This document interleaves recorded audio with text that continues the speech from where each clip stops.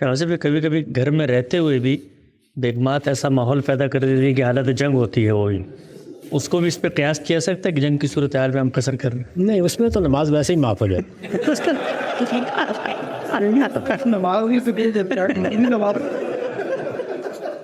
قصر کا قانون عام جنگوں کے لیے ہے، اس کے لیے نہیں۔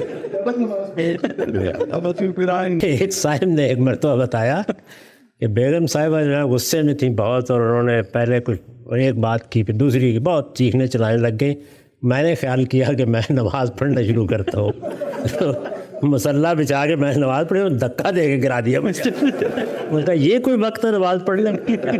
اور اس کے ساتھ بڑا اچھا ادبی ذوق رکھتی تھی، اس مصرع بھی پڑھا کہ یہ نادہ گر گئے سجدے میں جب وقت کیا ہوا ہے۔ تو میرے بھائی اس میں یہ ہے کہ قرآن مجید یا پیغمبر یا اس سے پہلی الہامی کتابیں بھی جب وہ کوئی حکم دیتے ہیں تو ایک موقع پیدا ہوتا ہے اس پر وہ حکم دیتے ہیں، لیکن وہ حکم کسی حقیقت سے متعلق ہوتا ہے۔ تو اس میں شبہ نہیں کہ قصر کا مسئلہ پیدا ہوا جب مسلمانوں کو خوف کی بعض صورتیں پیش آ گئیں، حملے کا خطرہ ہے، سفر میں ہے، وہاں کچھ اس طرح کی صورتحال ہے، تو قرآن نے اس کی تعلیم دی کہ اس کے قوانین حقیقت پر مبنی ہوتے ہیں، تو وہ حقیقت جہاں پائی جائے گی وہاں حکم بھی متعلق ہو جائے گا۔ رسول اللہ صلی اللہ علیہ وسلم نے اسی چیز کو پھر اپنے عمل سے سمجھایا۔ اس میں یہ بھی تھا کہ ایک آپا دھاپی افراتفری ہوتی ہے نا، آپ کو اطمینان نہیں ہوتا، قرآن نے لفظ بھی اطمینان کا استعمال کیا، باقاعدہ امنتم کا لفظ استعمال کیا تاکہ وہ یہ بتائے کہ وہ کیا چیز ہے جو اس کا باعث بن رہی ہے۔ تو اس پہ پھر یہی سمجھا گیا اور بالکل درست سمجھا گیا کہ ایسی سب صورتوں میں قصر کیا جا سکتا ہے جن میں کوئی آپاداپی ہو گئی، افراتفری ہو گئی، آپ سکون سے بیٹھ نہیں رہے ہیں، آپ کو ایسے حالات میسر نہیں کہ آپ اطمینان سے نماز پڑھ سکیں، بھاگ دوڑ پڑی ہوئی ہے، تو اس طرح کی صورتحال چونکہ سفر میں بھی پیش آ جاتی ہے تو سفر سے متعلق ہو گیا۔ آج 10 اور صورتیں پیدا ہو گئی ہیں، ابھی میں نے زکوٰۃ پر گفتگو کی کہ 10 نئی پیداوار کی صورتیں پیدا ہو گئی ہیں جو اس وقت نہیں تھیں اس طرح سے۔ ایسے ہی سفر کے معاملات ہیں، اسی طرح سے ملازمتوں کے معاملات ہیں، اسی طرح سے افراتفری کی وہ نوعیتیں ہیں جو جدید ٹریفک نے پیدا کر دی ہیں۔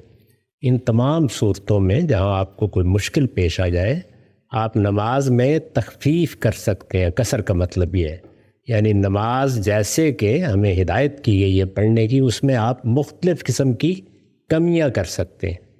ایک کمی یہ ہے کہ آپ اس میں 4 رکعت والی نماز 2 رکعت پڑھ سکتے ہیں، ایک کمی یہ ہے۔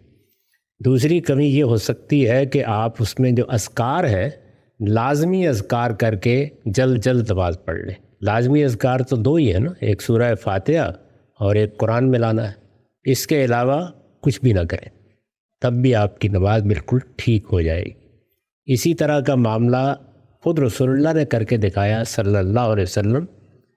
آپ نماز کے اوقات جمع کر لیں، یہ بھی کم کرنا ہے نماز کو، یعنی ظہر اور عصر کو ملا کے 2 نمازوں کی ایک بنا لی، اسی طرح مغرب اور عشاء کو ملا کے جمع بین الصلاتین جس کو کہتے ہیں وہ کر لیو۔ یہ سب صورتیں آپ جب افراتفری، آپاداپی، اطمینان نہیں ہے اس میں کر سکتے ہیں، جتنی بھی صورتیں، یہ سب خود قرآن مجید نے سمجھا دیا ہے کہ وہ کیا چاہتا ہے۔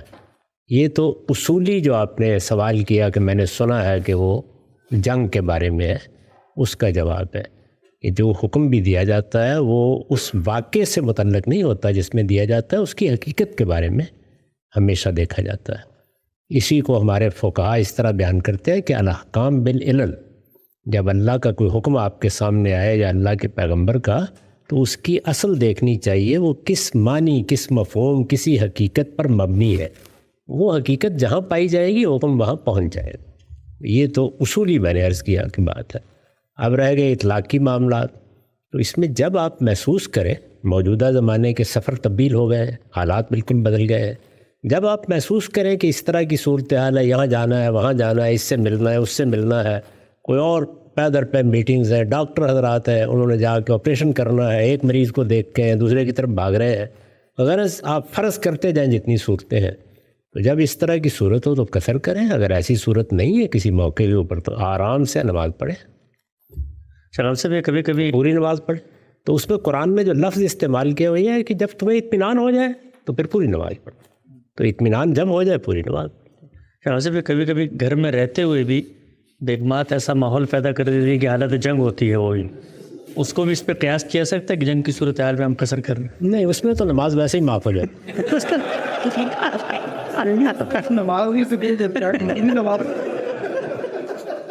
قصر کا قانون عام جنگوں کے لیے ہے، اس کے لیے نہیں.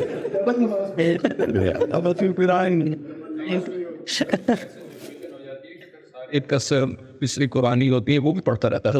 ہاں، ساری کسر نکل جاتی ہے. وہ ایک صاحب نے ایک مرتبہ بتایا کہ بیگم صاحبہ جو ہے غصے میں تھیں بہت، اور انہوں نے پہلے کچھ ایک بات کی پھر دوسری کی، بہت چیخنے چلانے لگ گئیں.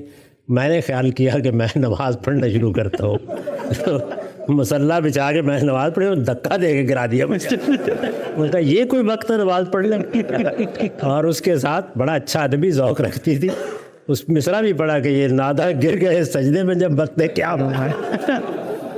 ہم سب انہوں نے پوچھا ہے کہ اکثر دفتر سے واپس آتے ہوئے ہائی وے کی ٹریفک میں نماز رہ جاتی ہے، اس سلسلے میں کیا کوئی نصیحت ہے؟ کیوں رہ جاتی ہے؟ آپ گاڑی میں ہیں بس وہیں پڑھ لیجئے، اسٹیئرنگ پر ہیں تو وہیں سر جھکا دیجئے.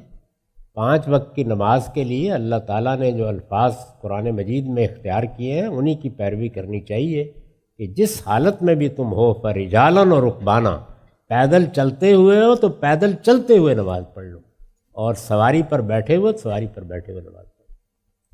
تو اس لیے نماز کو تو ہر حال میں وقت پر پڑھنا ہے. اس کے لیے کوئی اترنے کی ضرورت نہیں ہے، کوئی مسجد تلاش کرنے کی ضرورت نہیں ہے. آپ جس حال میں بھی، آپ دیکھیے یہ قرآن مجید کے الفاظ ہیں، سورہ بقرہ میں ہے پر رجالن اور رکبانا، پیدل چلتے ہوئے پڑھ لو، سواری پر بیٹھے ہوئے. اور اس میں ہم سب اگر وضو نہ ہو گاڑی چلاتے ہوئے تو کیا؟ تیمم کر لیجیے. مٹی بھی نہ ہو پھر تیمم؟ اپنی گاڑی کی دیوار کے اوپر اشارہ کر لیجیے، کافی. یہ حاضری ہے. 5 وقت کی نماز میں اصل چیز یہ نہیں ہے کہ آپ کے خشوع کتنا ہے، خضوع کتنا ہے، آپ کھڑے کیسے ہیں، کیا سمجھ رہے ہیں. خدا نے بلا لیا ہے، بس حاضر ہو جائیے. نہیں، وہ ویسے اونٹ کو چلانے کے لیے بھی دیکھنا پڑتا ہے، بلکہ زیادہ مشکل ہے اونٹ کو چلانا. ویسے اس کا جو جدید جواب ہے تو یہ ہے کہ ٹیسلا سے رابطہ کے پیدا کریں. اور قدیم جواب یہ ہے کہ آپ نے ذہن سے اشارہ کرنا ہے، ضروری نہیں کہ آپ ہاتھوں سے اشارے کریں.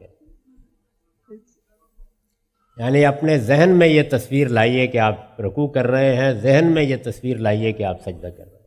آپ دیکھیے نا، پیدل چلتے ہوئے پڑھ لیں تو پیدل چلتے ہوئے جب آپ پڑھیں گے تو ایسے ہی پڑھیں گے نا.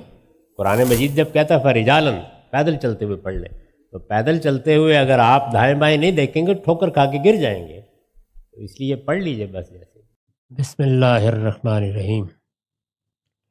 وعن معاذ بن جبل قال قال رسول اللہ صلی اللہ علیہ وسلم آتموا بهذه الصلاة فإنکم قد فضلتم بها على سائر الامم ولم تصلها امة قبلکم. یہ ابو داؤد کی روایت ہے، یہاں اس کا رقم ہے 612. معاذ بن جبل بیان کرتے ہیں کہ رسول اللہ صلی اللہ علیہ وسلم نے فرمایا، عشاء کی نماز دیر سے پڑھا کرو، اس لیے کہ ساری امتوں میں تمہیں کو اس نماز کے ذریعے سے فضیلت حاصل ہوئی ہے. تم سے پہلے کسی امت نے بھی اس کا اہتمام نہیں کیا. اس سے یہ خیال نہیں کرنا چاہیے کہ اس سے پہلی امتوں کے لیے یہ نماز نہیں تھی. یہ در حقیقت اسی بات کا بیان ہے جس کو قرآن مجید نے اس طرح واضح کیا ہے کہ اداء الصلاۃ، یعنی 5 ہی نمازیں سیدنا آدم کے زمانے سے لوگوں کو پڑھنے کے لیے کہا گیا. ان کے یہی اوقات تھے.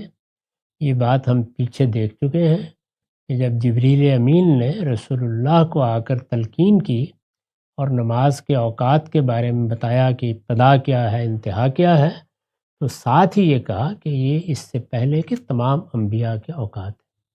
اس وقت بھی اگر آپ انجیل کو پڑھیں تو اس میں جگہ جگہ حضرت مسیح یہی نمازیں پڑھتے ہوئے نظر آئیں گے. کہیں عصر کی نماز پڑھنے کے لیے جا رہے ہیں، کہیں فجر کی نماز پڑھنے کے لیے جا رہے ہیں. یہی نماز کے اوقات ہیں۔ لیکن امتوں میں بعض اوقات جب اللہ تعالیٰ کوئی ذمہ داری ڈالتے ہیں تو زیادہ مشقت کا احساس پیدا ہو جاتا ہے۔ ظاہر ہے انسان جس وقت کسی مثالی چیز پر عمل پیرا ہونا شروع ہوتا ہے تو فرد کی حیثیت سے بھی اپنے لیے عذر اور بہانے پیدا کرتا ہے، اور قومی حیثیت میں بھی ایسا ہی کرتا ہے۔ چنانچہ آئیڈیل اور پریکٹیکل میں ایک بودھ واقع ہو جاتا ہے۔ وہ قومیں جو ہم سے پہلے آئی ہیں ان میں خاص طور پر بنی اسرائیل ہیں۔ تو بنی اسرائیل کے بارے میں ہم یہ جانتے ہیں کہ انہوں نے بالکل وہی کام کیا جو ہمارے ہاں مسلمانوں ہی کے اندر کے ایک گروہ نے نمازوں کے ساتھ کیا ہے۔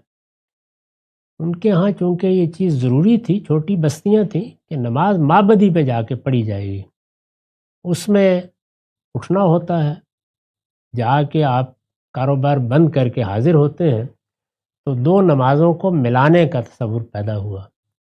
ملانے کی بعض حالات میں اجازت ہمیں بھی دی گئی ہے، ظہر اور عصر کو ملا سکتے ہیں، مغرب اور عشاء کو ملا سکتے ہیں۔ تو مغرب کے ساتھ عشاء کو مستقلاً ملا لیا گیا، اور اسی طرح ظہر کے ساتھ یہ معاملہ ہوا۔ اس سے عشاء کی نماز گویا اپنے وقت پر ضائع ہو گئی، جیسے عصر کی نماز ہوئی۔ عصر کی نماز پر بھی بہت زور دینے کی یہی وجہ ہے، یعنی یہی دو نمازیں ہیں جن کو لوگوں نے زیادہ تر ضائع کیا ہے۔ پہلی امتوں میں جو بھی لوگ آئے، حضور نے بتایا کہ تمہیں اللہ تعالیٰ نے یہ فضیلت دی ہے کہ تم اب یہ جمع بین الصلاتین کا طریقہ چھوڑ کے نماز کو اس کے اصل اوقات پر لاؤ۔ اللہ نے ایک پیغمبر کو مبعوث کر کے تمہیں وہ اوقات دوبارہ بتائے ہیں۔ اب نمازیں 5 ہی وقت میں ہم پڑھ رہے ہیں، اور اس طرح بغیر کسی ضرورت کے ان کو جمع نہیں کرتے۔ اس طریقے سے یہ نماز جو کوئی بھی نہیں پڑھ رہا اس وقت تم ہی پڑھ رہے ہو۔ تو یہ بات ہے جو حضور نے بیان فرمائی۔ چنانچہ یہود کے معاملے میں نے اپنی کتاب میزان میں بتا دیا ہے کہ انہوں نے کس طرح 2 نمازوں کو جمع کیا، اور 5 نمازیں کس طرح آہستہ آہستہ 3 ہی بن کے رہ گئیں۔ خود ہمارے ہاں بھی اہل تشیع نے یہی طریقہ اختیار کیا۔ یہ وہ تجدید کا کام ہے جو رسول اللہ صلی اللہ علیہ وسلم کی بعثت کے بعد ہوا، یعنی پچھلی امتوں نے جو بدعات شامل کر دیں یا غلط اجتہادات سے بعض چیزوں کو معطل کر دیا، اسے بحال کر دیا گیا اپنی صحیح صورت میں۔ تو رسالت مآب صلی اللہ علیہ وسلم نے جو سنت قائم کی وہ یہی تھی کہ اگرچہ کسی ضرورت کے تحت نمازیں جمع کی جا سکتی ہیں، لیکن یہ عام چیز نہیں ہے۔ عام حالات میں ان کو ان کے وقت پر پڑھنا چاہیے۔ ان الصلاۃ کانت المؤمنین کتابا موقوتا۔ عشاء کی نماز بھی اسی طرح بڑے اہتمام سے آپ نے اپنی پوری زندگی پڑھائی۔ عشاء کی نماز کے بارے میں جو پیچھے اوقات کا باب تھا وہاں بھی یہ بیان ہوا ہے کہ رسول اللہ صلی اللہ علیہ وسلم اس کو پسند کرتے تھے کہ نمازیں اول وقت میں پڑھی جائیں، لیکن عشاء کے معاملے میں تاخیر کو پسند کرتے تھے۔ وہ بات سمجھ میں آتی ہے، یعنی مدعا یہ ہے کہ یہ آخری نماز بنے، سونے سے پہلے پڑھی جائے، سب کاموں سے فارغ ہو کر پڑھی جائے، تاکہ پھر آدمی اپنے پروردگار کے حضور اپنے آپ کو پیش کر دے۔ نیند بھی اصل میں ایک طرح سے موت کے حوالے کرنا ہے۔ اس کو قرآن مجید نے موت ہی سے تشبیہ دی ہے، اور یہ بتایا ہے کہ یہ ہم موت و حیات کی روزانہ ریہرسل کراتے ہیں۔ تم دیکھتے ہو کہ جس طرح موت آتی ہے اسی طرح کچھ نہیں متعین کیا جا سکتا کب نیند آ جاتی ہے، اور پھر جب آنکھ کھلتی ہے تو ایسے ہی کھلے گی جیسے قیامت میں لوگوں کی آنکھ کھلے گی۔ اس سے پہلے آخری کام کیا ہونا چاہیے؟ رسول اللہ یہ پسند فرماتے تھے کہ نماز پڑھی جائے۔ تو آپ نے فرمایا کہ میرا اگر امت پر سختی نہ ہوتی تو ارادہ یہ تھا کہ یہ میں کر ڈالتا۔ تو گویا بتایا کہ مجھے یہی پسند ہے، اور اس لیے میں نے آج کچھ تاخیر کی کہ تمہیں اس کے بارے میں بتاؤں، اور اب میں آیا ہوں اور میں نماز پڑھا رہا ہوں۔